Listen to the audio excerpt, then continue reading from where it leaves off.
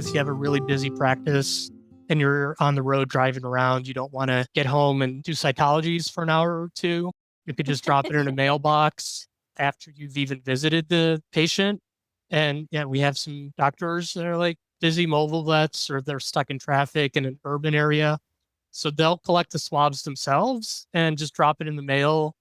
And with your kit, we'll actually give you the cytology results and images of the microscopy, just like you'd be doing yourself to have with your results. So it's really a time saver for busy mobile vet practice. Hi, guys, and welcome to the House Call Vet Cafe podcast. I'm Dr. Eve Harrison. I'm a full-time integrative concierge house call veterinarian in Los Angeles, and I help other vets to build their unique mobile practices on their terms. This podcast is for and by house call and mobile veterinarians, so it is meant to give our community a platform to connect, to share our stories, to lift each other up, and to support each other. Most of us work solo as lone wolves, right? So for me, it's been really powerful to be able to physically hear the voices of my colleagues from all over the world and to get a chance to feel that we truly are part of a community of very real other human beings who get it. While you may be alone in that little bubble of your own vehicle when you're on the road seeing patients, I welcome you to join our community by tuning into our own podcast when you're on your way to your next house call. Whether you're a super experienced house call vet with 30 years of experience, you're a brand new prospective house call vet just looking to get started, or you're house call curious, there will be something for you in this podcast. Each episode, you will hear interviews from other mobile veterinarians just like yourself who are doing unique and innovative things, vets who are sharing their stories, their struggles and challenges, and you can also look forward to hearing valuable information and perspectives from specialists and experts outside of our micro niche. And finally, if becoming a house call veterinarian is something that you've been thinking about exploring, or you're looking for some extra support getting your own mobile practice to feel more profitable and sustainable for you, check out the information in the show notes about my course and our above and beyond supportive private community for members only, plus our monthly group coaching sessions within the House Call Vet Academy. You can also check out my free public Facebook group, which is also called the House Call Vet Cafe, the same name as this podcast, and which is a warm and cozy community for mobile vets to support each other in professional and personal development, in creative entrepreneurship, and in friendship. So thank you guys for spending time with me today. Let's dive into the episode. Okay, hey everyone. We have an awesome guest with us today for our episode. We have one of the amazing sponsors from the House Call and Mobile Vet Virtual Conference 2025 that we were honored to be able to collaborate with. So today we have Ed Goluch with us, who is the founder and CEO of QSM Diagnostics, makers of the Otter EQ laboratory instrument platform and FetchDx mail-in testing kits. Prior to QSM, Ed was a tenured professor in the Department of Chemical Engineering of Northeastern University. Ed earned his PhD in bioengineering from the University of Illinois at Urbana-Champaign, and he has over 60 publications and several patents in the area of sensors, microfluidics, and biophysics. His interdisciplinary background in chemical, mechanical, and biological engineering allows him to connect concepts from various disciplines to provide unique solutions to complex problems. And I think that is why he's here with us in the veterinary space, solving some of our complex problems. So QSM has some amazing stuff. The mail-in testing kits, we're going to hear all about it and how it's super relevant for us house call vets.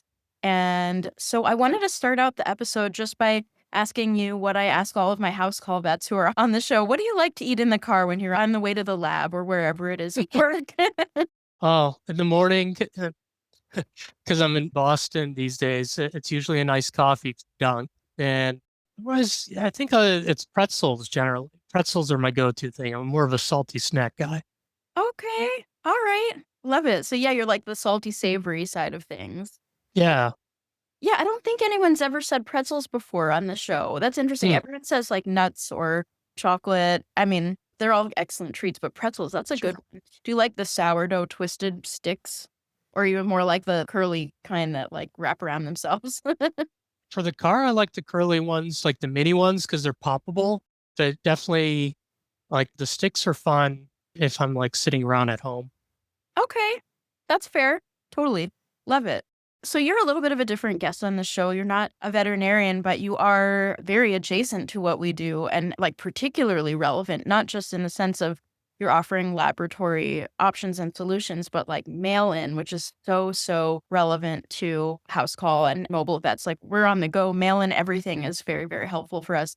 But before we get into that, I'm really interested to hear you've had an interesting journey. You mentioned before the call that you have a CV that's 44 pages and like you published like 60 different things or whatever it was. How did you get here? How did you get connected into the veterinary space and working with veterinarians in the laboratory sense? Yeah. So the veterinary side for me has been probably the last 7 or 8 years, which has been that's quite a while now. But it started out in 2009 is when I first started getting interested in microbiology. Because so my degree is in bioengineering, and I was making sensors and devices for a lot of different applications when I was doing research. And I was trying to find what I was going to do and propose for research for a faculty position. And that's actually where I came across some really cool microbiology things. And so I read a paper about what are called quorum-sensing molecules, which is how we ended up with QSM Diagnostics. There was a paper from a group in Ireland that had started, for an engineering group that started to measure QSMs. And these are chemicals that are secreted by bacteria and other pathogens during their natural processes so that they can communicate with each other. And I thought it was really fascinating. I'd never heard about them before. And I thought it would be really interesting to start measuring that. Microbiologists have actually known about QSMs for several decades. And so they understand what they do. And they're really cool. They're very similar to like pheromones in terms of bees and ants communicating when there's food around or enemies. And it turns out that bacteria do the same thing. Those chemicals that they use for this are called QSMs, but nobody had really looked at it from a quantitative point of view, like in a laboratory, or well, exactly how much of these chemicals are being produced and when and how unique are they. And that's actually what my research group did for about a decade at Northeastern. And one day we had somebody from the tech transfer office or somewhere was asking us, well, what's the application for this? Why are you measuring these things? And the answer was, well, they could be really interesting for infections to be able to see a different way to figure out if there's an infection there and to track if the infection's getting better. And so that's kind of what started the idea for the company. And I didn't have a business background. So when we decided that we wanted to start the company, they had us go through a lot of business training. And so you want to find who's going to use your product. They call that product market fit. And one of our mentors had asked us if we ever had spoken to any veterinarians about the use case. And when we reached out to the veterinarians, they were really interested because one of the neat features is that it's really fast and low cost. And those are things that are particularly interesting for the veterinary space where you don't have the same sort of like insurance coverage. And so if you're able to do something like during a visit, and like particularly for microbiology, lab testing, sending out for cultures and sensitivities is really expensive and getting more expensive with like next gen sequencing and things. And so that's really what started us down the veterinary path. And so we decided to first develop the product and commercialize it for veterinarians. And so we launched an instrument in June of 2021 at VMX. And that was that first weird COVID year where nobody had really attended.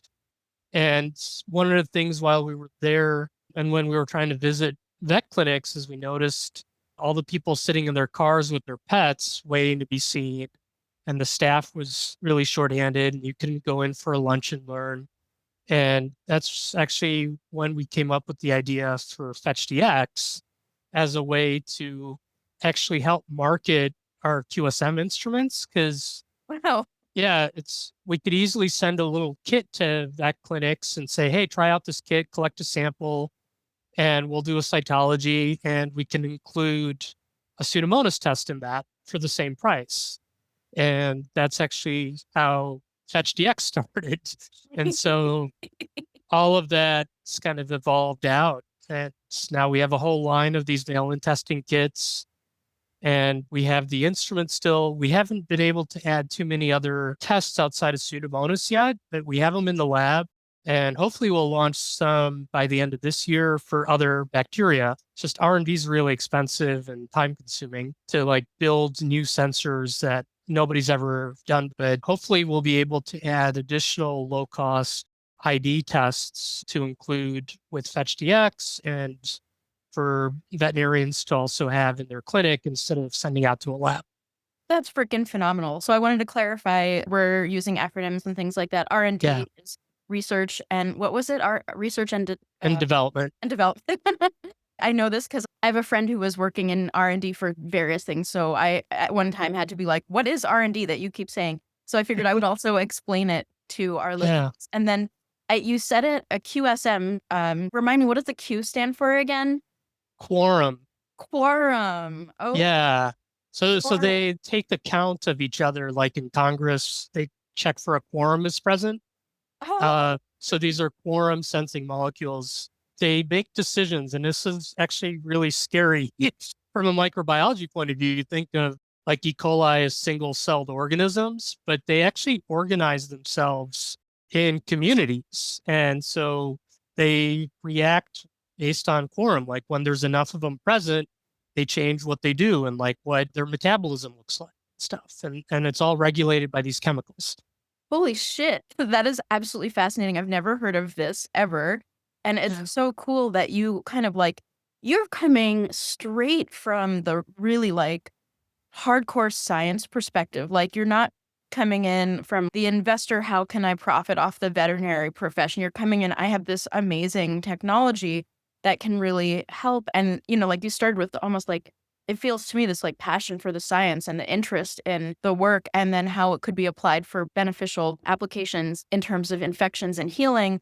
And then the business side of things came later. That's really cool. Yeah. I love that. I'm such a huge fan of that type of process where the passion comes first, the real interest, the actual desire for good, and then the business is the sort of mechanism by which you distribute this thing.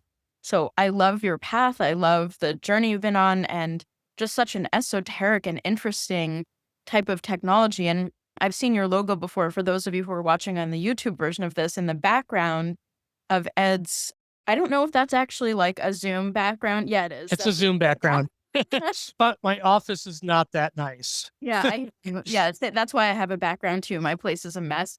But in the background of this Zoom background, it says QSM with the logo, and it's like very like molecular sciencey looking. Mhm. And it's like, oh, I understand. Okay, so that's what QSM is about. That's so interesting and so fascinating. And I love that you're the originator of this is someone with a true deep study and knowledge and understanding of science. That's what this is really coming from, right?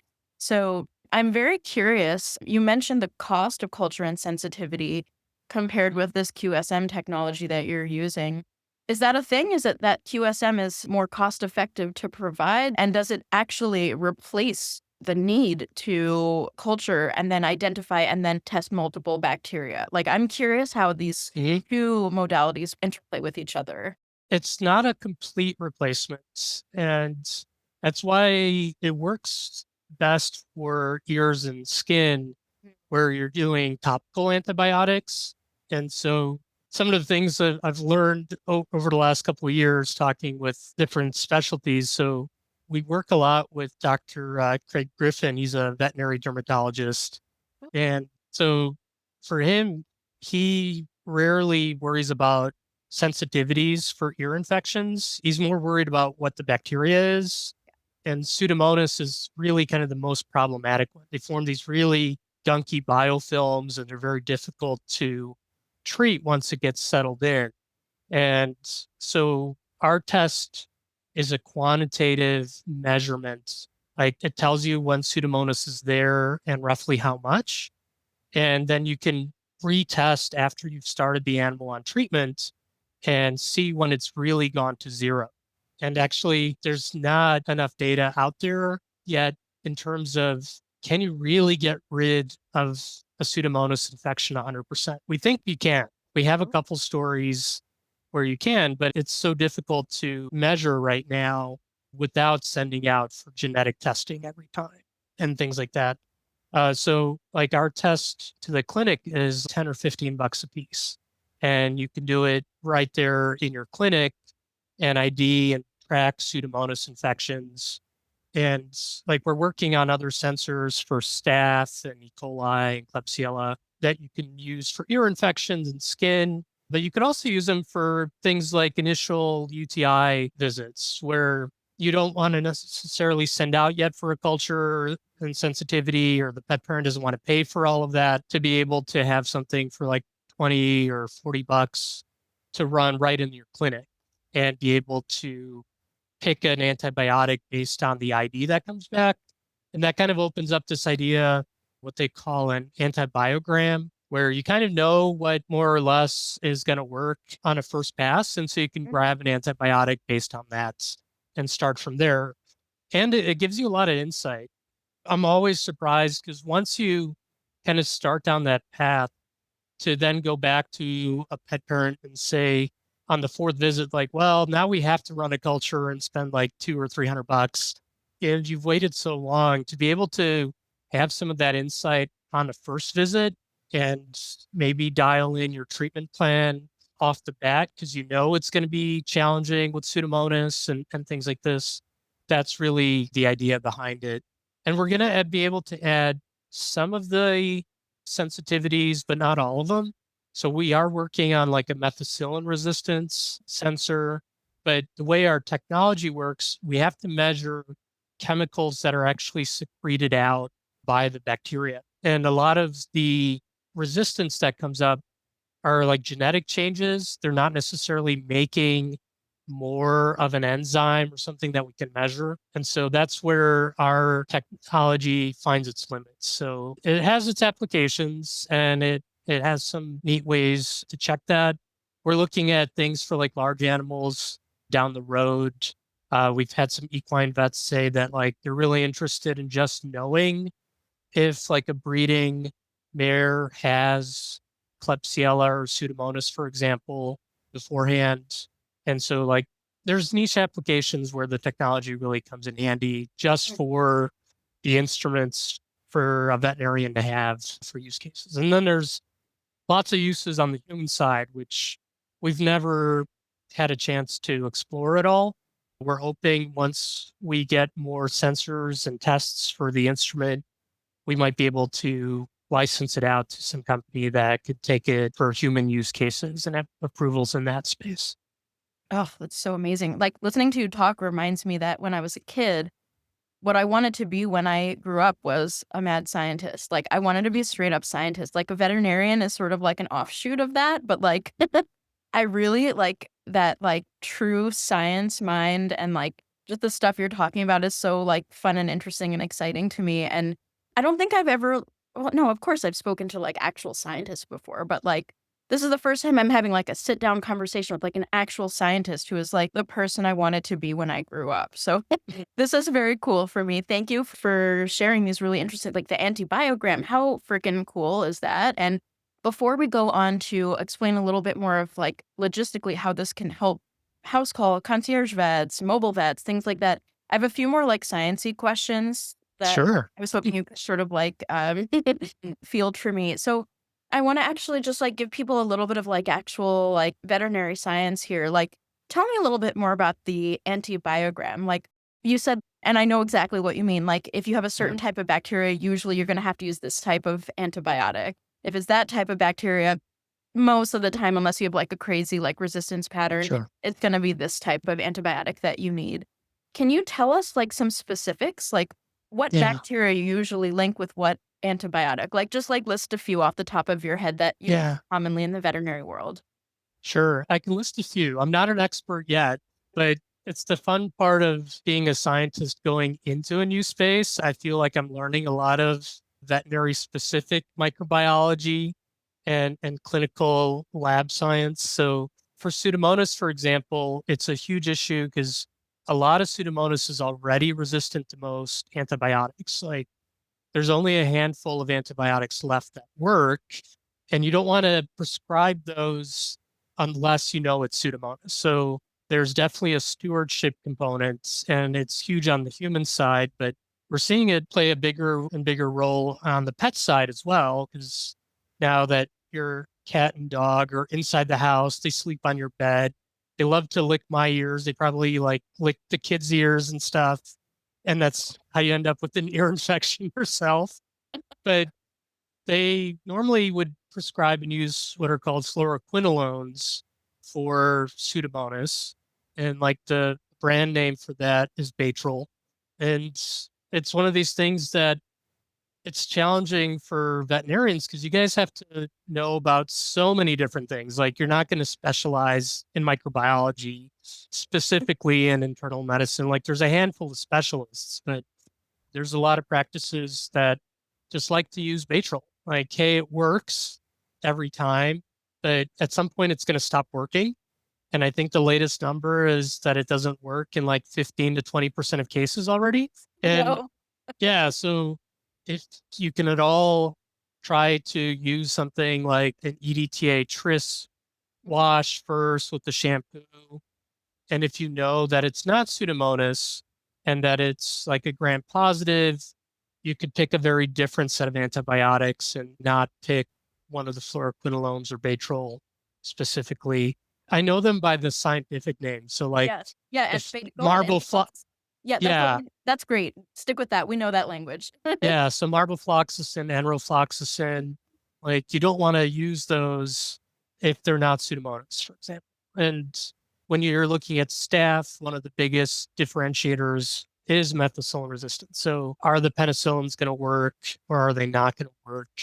And so you might want to grab a different class of antibiotics if you have that answer. But like for E. coli, there's a lot of antibiotics that work. I know for UTIs specifically, it's weird and super gross how often we see, for example, Proteus in ear infections. I never would have guessed. Oh. Like you get Proteus normally for UTIs.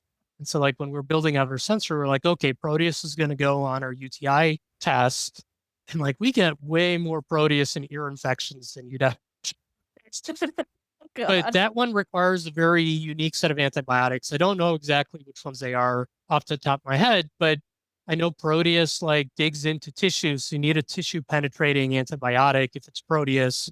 But if it's not Proteus, you don't want to necessarily use that class of antibiotics. So those are like the quick and easy things you can look at. I know the University of Minnesota has a really extensive antibiogram and microbiology set of data that's freely available for veterinarians. So you can download that.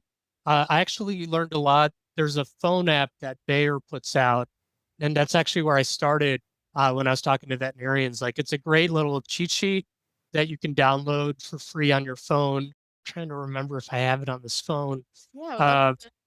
Yeah, if you don't have it on you, no worries. We can add it in the show notes afterwards. I think that would be lovely.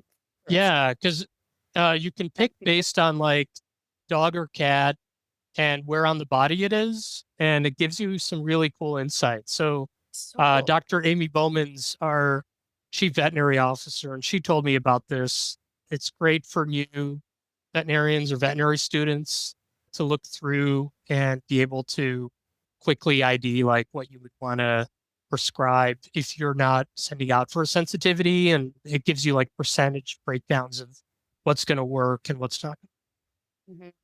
Yeah. Oh, that's amazing. I'm a huge fan of antibiotic stewardship. So I think the more that we can kind of determine more accurately, even if we don't have the funds available from our clients to run an actual culture and sensitivity, I think this is so important. This is just another tool so that we don't blow it with our human capacity to treat bacterial infections. I have another question for you. You mentioned like EDTA tris wash and kind of like more, topical stuff that's not exactly straight up an antibiotic Right. product. And I know you're not a veterinarian, so I don't mean to put you in an awkward position, but as a microbiologist, as someone who's like, your day to day is microbes and treating them, right? Do you have any thoughts on the enzymatic products like Zymox? Like, to me, Yeah. that's my first line usually. It's like, if I don't have to use an antibiotic, I won't, but I'm really curious. And it's over the counter too, so it's kind of easy for my clients to pick it up. I would love Yeah. to hear your thoughts on that. It seems like you have some thoughts. Yeah. No, a lot of those products work really well. And I definitely defer to what Dr. Griffin talks about. And I've had a chance to sit in on quite a few of his lectures at various conferences and hear like his recommendations and what he does. Wait, hang on. Uh, I think I might know him. Does he teach at UPenn? no, he's based in Las Vegas. He's actually the founder of the animal dermatology group. Oh, cool. Okay. Okay. Uh, yeah, he might have been at UPenn at some point in his career. At my dermatology rotation in UPenn back in the day, because I'm like, I don't remember his first name, or I have a face in mind. I'm like, is that who you're Yeah, talking about? yeah. Really There's a nice guy, handful kind of like of reddish blondish hair. well, now it's gray, so it might have been red at one point. Okay, I'll have to look this up and see if it's the person who I think it is. But anyway. Yeah, but yeah, he's always on the veterinary lecture circuit, and he loves to start out, especially if it's not Pseudomonas, with just a topical and like an enzymatic product. And usually, like if you can get your clients to do that consistently, a fair number of cases will get resolved. Obviously, you need to resolve the underlying issue of what's causing the conditions for the bacteria to want to colonize and throw a party in the dog's ear. Usually it's some sort of allergy response or something like that. Or if they're spending a lot of time outdoors or really like humid conditions, or they jump in backyard pools and ponds and stuff, they're going to see a lot of ear infections. But you can keep it under control for a lot of these cases.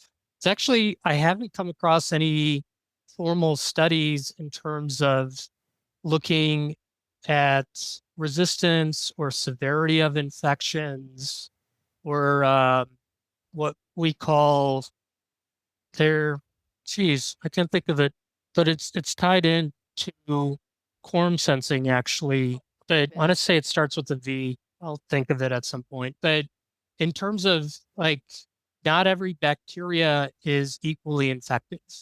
Like some staph, you might be able to get rid of very easily. Virulence? Virulence, yes, virulence. That's the word I was thinking of. But like correlating, actually being able to measure virulence, because it's a very qualitative thing. But like with our QSMs, it becomes much more quantitative. It's like, hey, this is really virulent, or it's not very virulent because it produces a lot or a little of the QSMs that are associated with Wow. infection. But tying that to like, are you able to treat something that's less virulent and get it resolved without an antibiotic completely? And so, yeah, those over the counter things, I think as a first pass do work fairly well. And if that doesn't get resolved, maybe then you move to an antibiotic and start to thinking about treatment paths that way in terms of much better antibiotic stewardship as a path forward. So yeah, there's a lot of products. I haven't evaluated any of the enzymatic ones myself.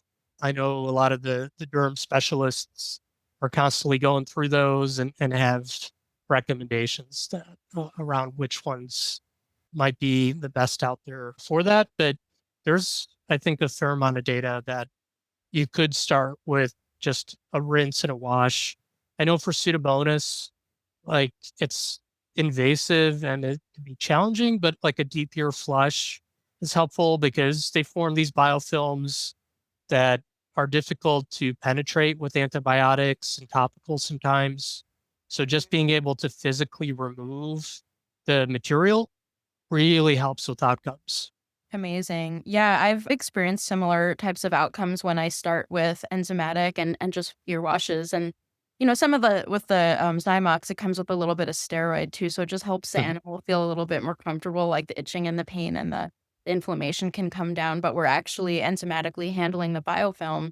And that does so much, right? Before we ever need to introduce an actual antibiotic that could in turn create resistance down the line. Like for me personally, my hierarchy of ear meds, of course, informed by diagnostics and things like that. It's Zymox, ear wash, like the Zymox with the steroid in it. I can't remember the exact name of the product. Then usually it's Claro if neither of those are enough. And usually I find that it's not enough if we have had compliance issues more than anything else. Yeah. Or, and most of my clients, I'm a concierge vet, so my clients let me know immediately if there's even like a little bit of redness. So I'm not personally dealing with these like horribly infected ears that have been going for months or weeks or even days, like usually like 24 hours after there's like some evidence of possible ear infection, animals shaking their head a little bit. Like we're right on it. So my kind of hierarchy has been very, very effective because we're also catching it very, very early. So Yeah, actually, you mentioned Claro, and that's one of the few that hasn't been tested specifically. I don't think it works against Pseudomonas. So it's going to work in like 80% of cases. And maybe in your area, you're not seeing as much Pseudomonas. It's also kind of regional and oh, that's specific. interesting. I didn't Yeah, know. we see a lot more in the Southeast, Wow. areas that are really humid. Dogs spend more time outdoors. We're seeing an uptick now in the springtime with Pseudomonas. And actually, this year, a lot of Sphingomonas infections I are know. popping up in the last couple of weeks. All of a sudden, the lab's seeing a bunch of them. But yeah, Claro's one where if it is Pseudomonas, you might not get a good outcome, even though it's great because it's a one time and Right.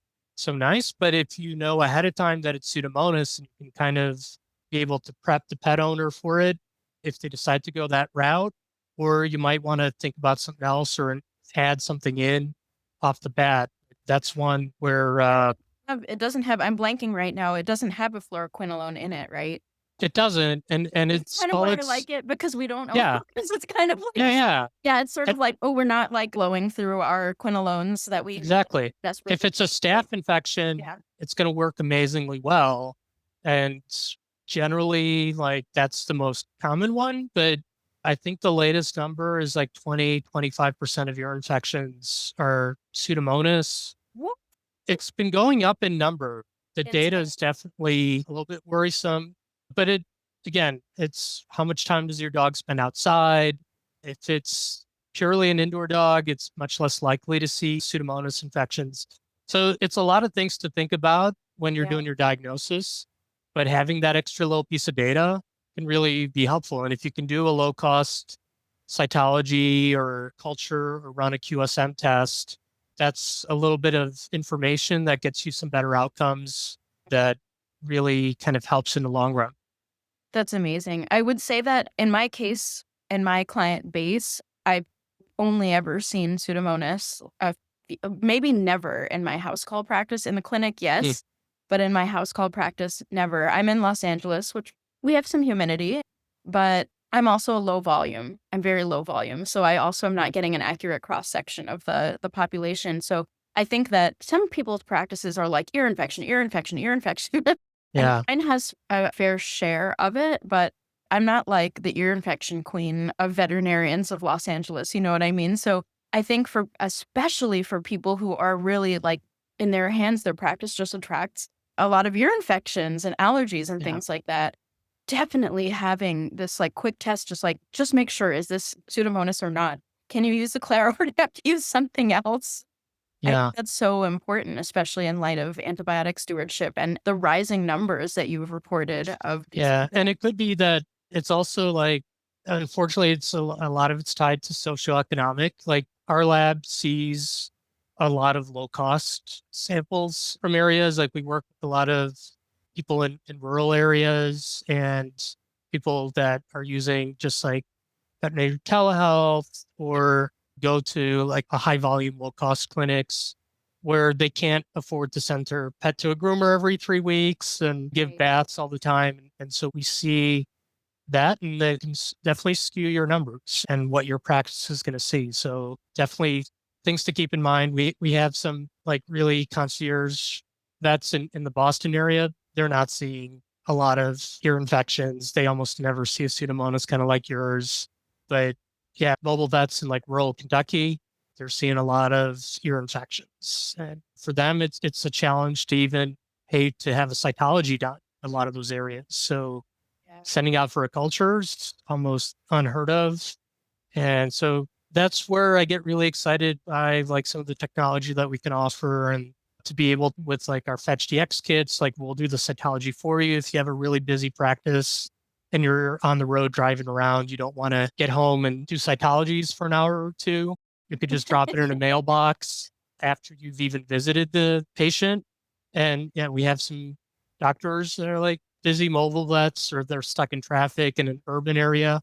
So they'll collect the swabs themselves and just drop it in the mail. And with your kit, we'll actually give you the cytology results and images of the microscopy, just like you'd be doing yourself to have with your results. So it's really a time saver for busy mobile vet practice. That's amazing.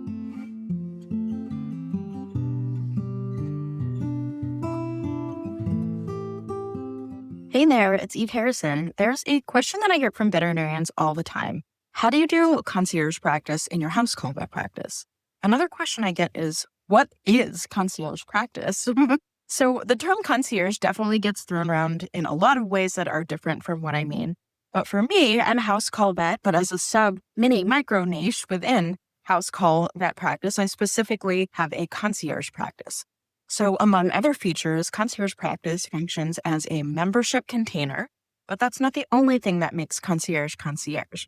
What concierge practice really means for me is that I run a thriving, fully self-sustaining house call practice where I see way fewer patients. I earn income that is way more aligned with my actual effort, my skills, and the super thoughtful heart and soul that I put into my work. And the best part for me is that my client base is perfectly curated. I legitimately love every one of my clients and patients.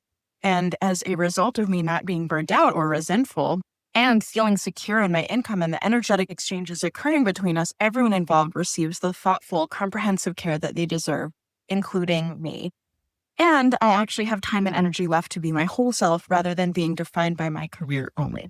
My Concierge Vet Mastermind program gives you everything you need to build a sustainable practice that honors both your calling as a vet and your ability to live a balanced, fulfilled life. In just 6 months, I will personally guide you through my compassionate concierge method with exclusive on-demand training, along with private coaching and direct text access to me as though you were a member of my actual concierge practice. So you get to feel what it's like to be a client in my own concierge practice. You'll learn exactly how to structure, price, and market your services while skillfully and compassionately honoring your own boundaries. Plus, you'll join a super intimate community of like-minded veterinarians who are transforming their practices right alongside you. Do you want to learn a little bit more about what concierge vet practice is and if it's a good match for your goals before you commit? If so, check out my free Concierge Vet Starter Kit. Both links are in the show notes for you. Welcome to VetMed's best kept secret, and I'm sharing it all with you. I can't wait to see you inside.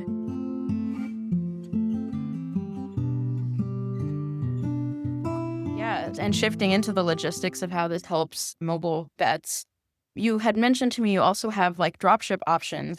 And I remember the last time I spoke to you about this, I was like, damn it, why didn't I think of this like literally yesterday with one of my patients? Like if you have a patient that live an hour away and you're like, you go to them for house calls, but like they need, like a poop sample or like a pee sample. And before you get there, we just need to know if we can start, like what we're dealing with before we even arrive. You mentioned that you could have a sample kit, like a testing kit, sent dropship to the client. They can mail in the sample and you have results by the time you get to the client, whenever you can fit an hour-long drive to get them into your schedule, but you haven't held up their actual like diagnostic and treatment process. Can you tell me a little bit about that?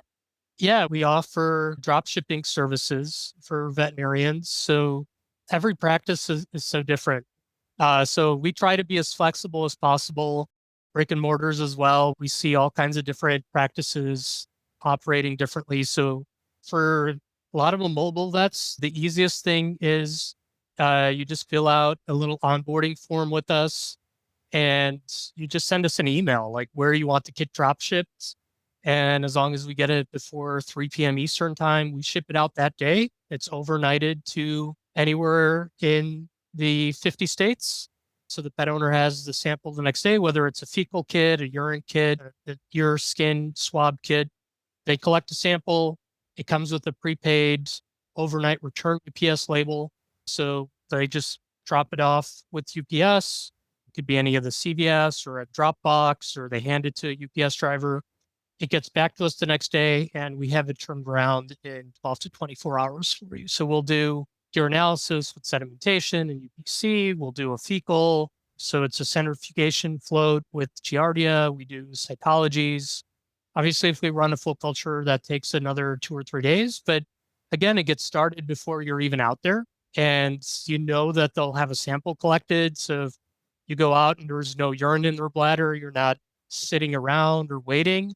Right. I think it also helps with compliance because the pet owner's much more likely to call up as soon as there's an issue and they can get the kit the next day. They're not going to wait. The kits are also good for 3 years. So if you have pet owners that have pets with chronic issues, they could just have a kit sitting at home.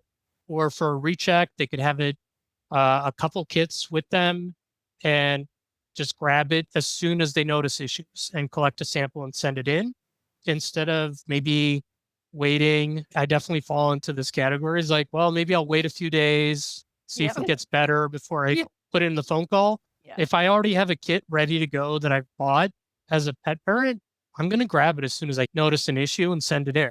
And then the results get sent right to the veterinarian. And we give you 72 hours head notice, kind of lead time, so that you can review the results before we notify the pet owner. And because they obviously want to know what the results are as well. But this way, they're not calling you up right away. You have a chance to review the results and reach back out to them yourself first. And so right into a number of PIM systems, if you have them for your practice. If you don't, you get a PDF of the results emailed to you. You can always log into our little FetchDx dashboard and see who has kits and what the status is, and you can re-download the results for yourselves.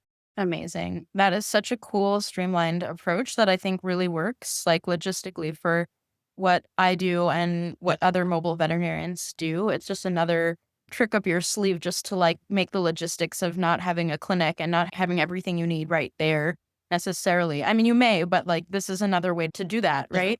So a question that I have, if it's okay to ask a little bit about the logistics of the payment situation, like does the vet purchase the kit from you at the time that they drop ship, or do you bill the veterinarian at the time that lab results have come in or that work has been done?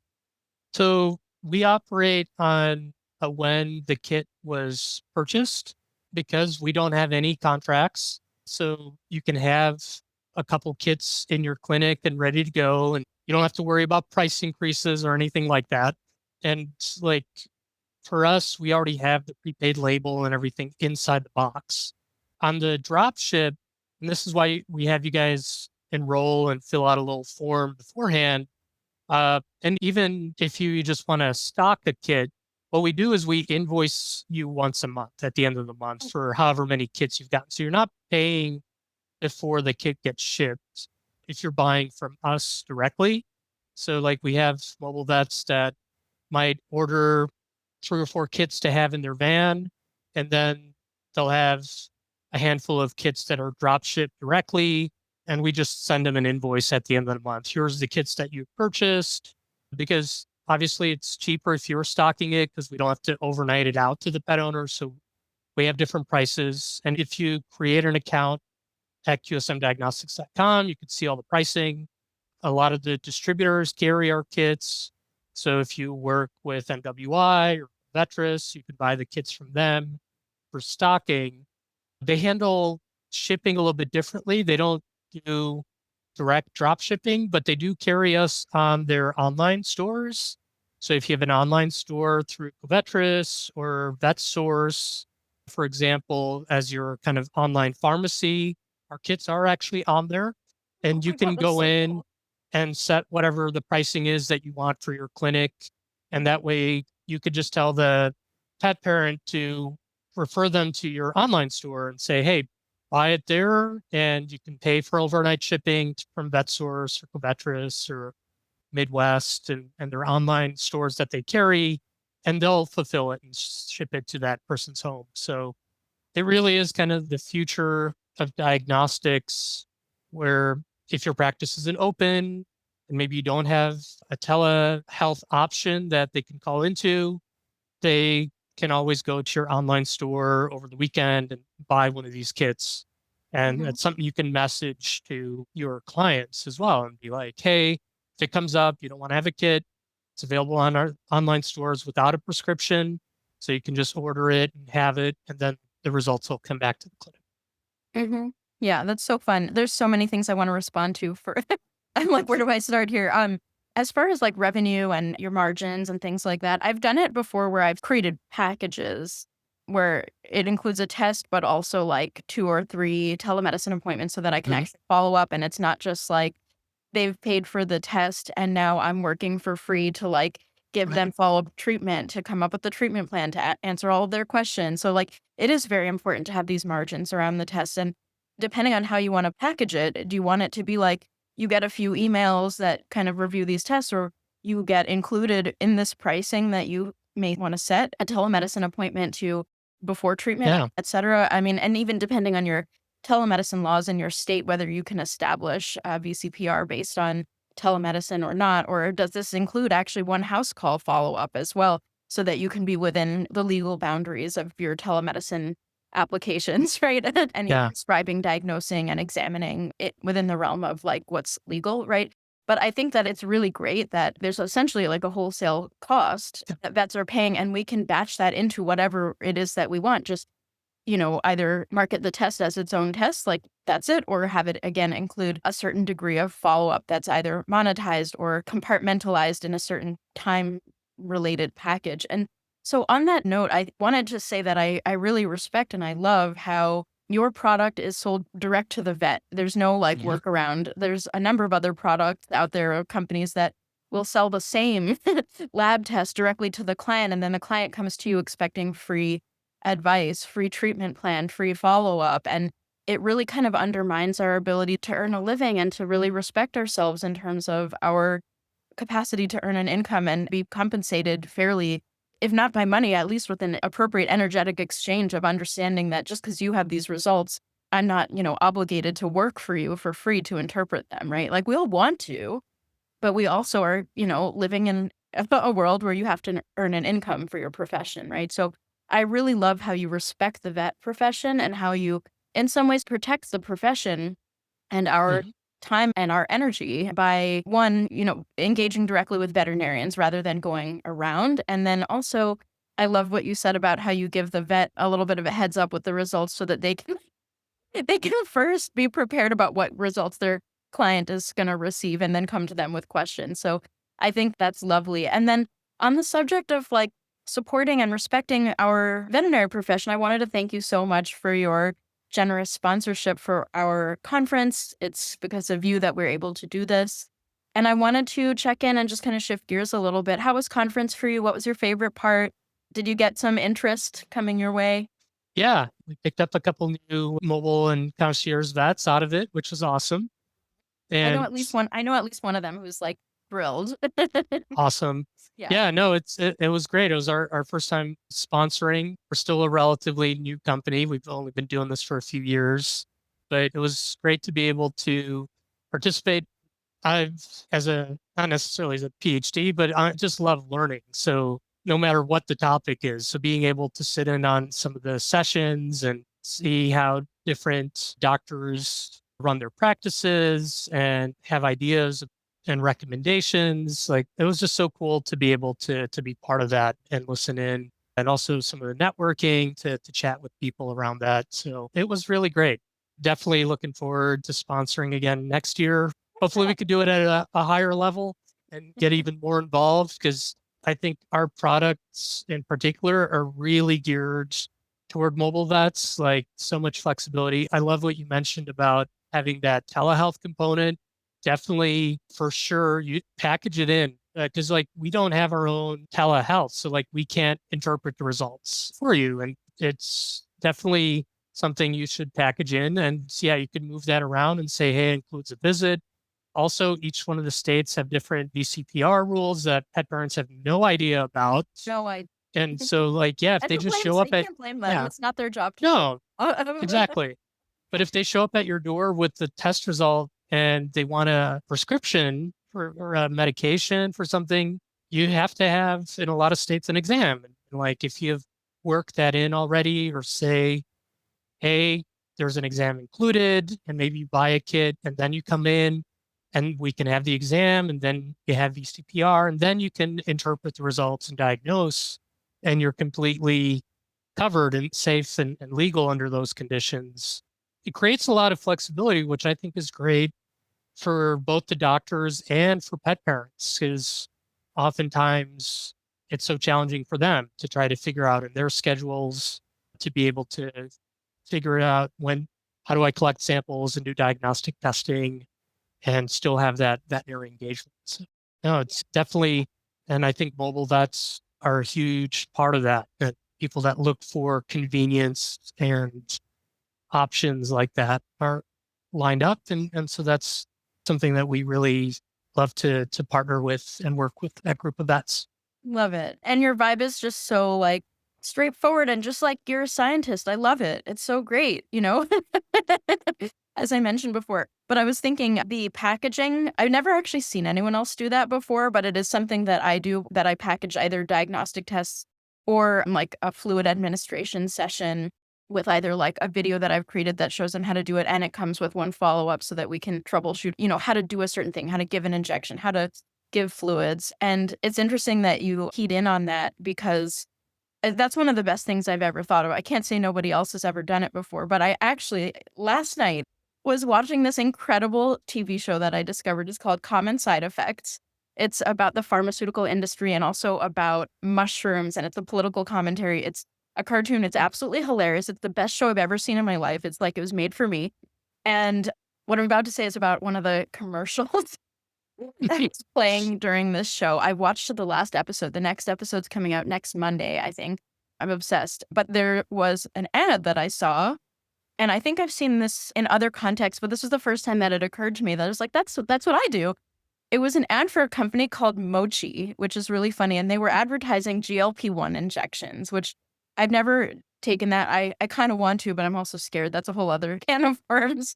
But I was like, Mochi, that's the name of like a junk food that would actually make you gain weight. Interesting. But anyway, so, I mean, they have these packages I don't know if they call it packages, but it's a system where you get the GLP-1 injection, but they also come with guidance and like essentially telemedicine or telehealth follow-up appointments. And I was like, that's what I do.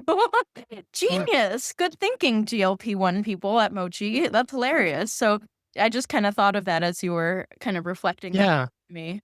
Yeah, and I've seen a couple other companies do it with the GLP-1s as well for weight loss. Yeah. And so like telehealth and telemedicine on the human side, it's really common to do that. Like they don't have the same sort of business structure in terms of medications, but I think the telehealth companies do to be able to bundle. I haven't seen it a lot yet in the veterinary space, but I think it's an amazing thing to do. We do have a couple that have started bundling our kits with their like wellness test offerings or wellness plans annually. So it's kind of similar where you can offer visits or some combination of visits and telehealth and actually provide them with the kit up front. And if they don't use it for an emergency or an issue, they could use it ahead of their next annual exam, for example. Yeah. And so hopefully this gives some people listening some new ideas as well for ways to kind of combine and offer these things. It's been going really well with a couple of practices that have started doing that with us last year. That's amazing. Oh, this is so exciting. And this has been such a fun conversation. We dipped into the science, the medicine, the business, the monies, client communication, VCPRs, state law, etc. Look, we covered so much stuff. So I think we're kind of at the end of our conversation here. But before we close up, I want to ask you two things. One, is there anything else that you'd like for people to know about you, how they can find you? And two, what's your favorite beverage? Or now that we're in the House Call Vet Cafe, what beverage might you like to order? Well, I'll start the plug. If you as a veterinarian go to qsmdiagnostics.com and create an account with your license, you'll be able to see all the wholesale pricing. It's the same pricing that if you log in, if you have a Vetcove account, or if you talk to any of your distributors, that's how you can find all of our products. So reach out in any one of those ways, or even just send me an email directly. You can send it to sales@qsmdiagnostics.com or my last name, Goluch, at qsmdiagnostics.com. We don't really have a big sales team, so odds are it's going to be me answering the emails. in terms of beverage, non-alcoholic, I actually am a big fan of Diet Mountain Dew. And on the alcoholic side, most recently, I am really into just like a Woodford Reserve whiskey on the rocks. I used to be a huge, and I guess I still am a huge craft beer guy. I love sour beers and have, Hate them. uh, But hey, power to you. the, yeah, no, there's a whole spectrum and world. I love the creativity of what you can do with sour beers and craft beers, but some of them have gotten too acidic for me as I get older. I got to avoid the heartburn. So yeah, a nice like Woodford Reserve or nice whiskeys, my go-to these days. Fantastic. Cheers. Here's my cup that I Thanks. get to cheers. This is Ah, the nice. that I use for a conference. It's still sitting on my desk from about a month ago. Oh, you can see the reflection of my messy room in this. Welcome to the Oh, show. So all of my all of my nice. my Yeah, assistants. I only have a water because I'm at work. I don't have any alcohol sitting in my office these days. I Well, you're the know. boss, right? You can fix I that. know. I used to have a bottle of whiskey when I was a press. It's sad to say that I'm less stressed as a startup owner than trying to go through the tenure process as faculty. So that's at home now. But maybe I should bring something in for like celebratory stuff occasionally. Well, cheers to that. And thank you so much for your time and your insight and for coming up with such an awesome product that is going to help our clinics, our mobile practices, and our clients and our patients. So thank you again so much. And I can't wait for next round of conference and more sponsorship and more podcasts and et cetera, et cetera. Thank you so much. Thanks. Thanks for having me on. Super glad I was able to hang out with you today. Thanks. Great times. Awesome. Thank you so much for listening to this episode of the House Call Vet Cafe. If you enjoyed this episode, then hit the subscribe or follow button on Apple Podcasts, Spotify, Google Podcasts, YouTube, or wherever you listen to podcasts so you never have to miss an episode. This podcast is made specifically for you, so don't be shy if you'd like to reach out and let me know your thoughts on this episode. You can find me on Instagram and Facebook as the House Call Vet Academy, where I also share more valuable content. If you're interested in learning more about consulting for House Call Vets or the House Call Vet Academy online course and community, please click on the link in the show notes. Have an amazing rest of your day, and I can't wait for you to join us for our next episode of the House Call Vet Cafe.